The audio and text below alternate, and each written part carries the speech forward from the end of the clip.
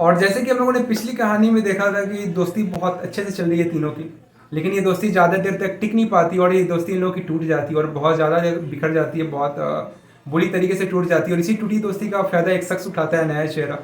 और ये शख्स सिवाय से मुलाकात करता है और दिव्यांशु के बारे में सिवाय को बहुत ऐसी बातें बताता है जो सही नहीं था, जो कुछ भी सही नहीं था। ये शख्स आया हुआ था फ़ायदा उठाने, और सिवाय को ये चीज़ खबर करता है, ये चीज़ बताता है कि तुम जाके दिव्यांशु से मुलाकात करो, बात करो कि वो इस समय पे आता है। वो बहुत ज़्यादा इतना इसको उसके बारे में इतनी बातें उसके अंदर भर देता है कि सिवाय अब दिव्यांशु को मार देना चाहता था, मौत के घाट उतार देना चाहता था।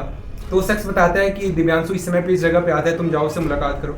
लेकिन ये शख्स खुद लेके जाता है सिवाय को उस जगह पे, और वहाँ पे दिव्यांशु नहीं आता है। ये गलत बात बताया गया था सिवाय को, और वही शख्स सिवाय को मार देता है।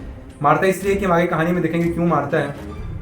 पहला मर्डर होता है सिवाय का यहाँ पे, और वो अपना कार वहीं पे छोड़ के, जो शख्स सिवाय को मारता है वो कार अपना वहीं पे छोड़ के चला जाता है। और ये जब मर्डर हुआ सिवाय का तो पूरे शहर में सनसनी फैल गई, क्योंकि ये बहुत बड़े बिजनेसमैन का बेटा था। इसके दोस्त तक बात पहुंचती और जब देखा जाता है कि इसके करीब कौन कौन था, तो 3 दोस्त थे। तो दिव्यांशु का पता लगाया गया, दिव्यांशु को उठाया गया, दिव्यांशु को पुलिस अपने रिमांड पे ली और इससे बहुत सारा सवाल किया गया, बहुत सारा पुलिस पूछताछ की, लेकिन कुछ सामने नहीं आया। जब दिव्यांशु बाहर आया तो देखा वहाँ पे कार्ड लगा हुआ था, और यहीं से सारे जो छिपा हुआ था कहानी, सब पे से पर्दा उठ जाता है, क्योंकि उसको पता चल जाता है उसी की कार है जो इन लोगों को होटल में फॉलो कर रहा था। ये वही कार है जो सिवाय को घर से उठा के और जहाँ रास्ते में से लेके और होटल पे ड्रॉप की थी। ये वही कार है जो इन लोगों को रास्ते में आने से मैं फॉलो कर रहा था, और सब कुछ पर्दा हट जाता है। लेकिन दिव्यांशु को ये चीज़ पता चल जाता है कि कहीं ना कहीं इससे कनेक्शन है। ये जाके पुलिस को बताता है, और जब पुलिस को बताने से पहले ही इसका मर्डर हो जाता है दिव्यांशु का, क्योंकि वही शख्स था जिसने मर्डर किया था सिवाय का, और वही शख्स जो इन लोगों को फॉलो करता था वही इन दोनों का मर्डर किया। और मर्डर इसलिए किया क्योंकि ये शख्स जो दिव्यांशु का जो मर्डर हुआ अभी सेकेंड टाइम, वही शख्स सिवाय का भी मर्डर किया। और सिवाय जब घर से निकला था बर्थडे के लिए तो वही शख्स फॉलो कर रहा था इसको, और वही शख्स यहाँ पे लाके इसको ड्रॉप किया होटल में। वही शख्स था जिसके पीछे पीछे लगा हुआ था इसलिए कि इसके पापा जिस कंपनी के ऑनर थे, वही कंपनी में ये शख्स काम करता था। और यही एक नया चेहरा है जो इन दोनों को मौत के घाट उतार देता है। पैसों की लालच में इन दोनों का मर्डर हो गया। आखिर बचता है एक रोहन, जो बहुत इन दोनों से बहुत ज़्यादा अलग था।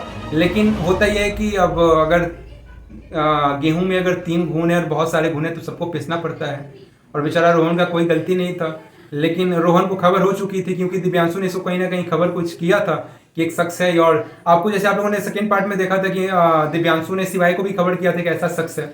रोहन को भी पता था कि ये शख्स है, हम लोग ऐसे फॉलो करता है, तो कहीं ना कहीं उसके कार के बारे में उसको भी पता था, सब कुछ पता था।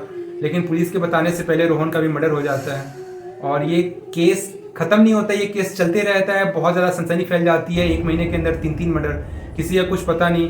और सनसनी इसलिए फैलती है क्योंकि सिवाय बहुत बड़े बिजनेसमैन का बेटा रहता है, और तीनों का पैसे के लिए मर्डर होता है। लेकिन 2 दोस्त ऐसे ही मारे जाते हैं क्योंकि बहुत अच्छे दोस्त रहते हैं सिवाय का, और सिवाय बहुत ज़्यादा पैसे वाला रहता है। पैसों के चलते सिवाय का मर्डर होता है, और ये कहानी यहीं पे ख़त्म होता है, क्योंकि पैसों के चलते मर्डर हो जाता है तीनों का, और केस ऐसी पड़ा रहता है।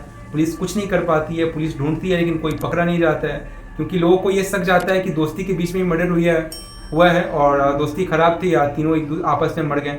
ऐसे ही केस चलता रह गया लेकिन कुछ पता नहीं चला। तो कहानी यहीं ख़त्म होता है। और प्लीज़ अगर आप लोग नए हैं तो चैनल को सब्सक्राइब करिए, वीडियो को लाइक करिए और कमेंट करिए कैसा है वीडियो, सपोर्ट करिए। और ये कहानी यहीं ख़त्म होता है। मैं फिर से आऊँगा एक नया कहानी लेके। तब तक के लिए आप लोग प्लीज़ मुझे सब्सक्राइब करिए, फॉलो करिए मुझे और सपोर्ट करिए। तब तक के लिए सबको जय श्री राम, हर हर महादेव। ध्यान रखिए आप लोग अपना।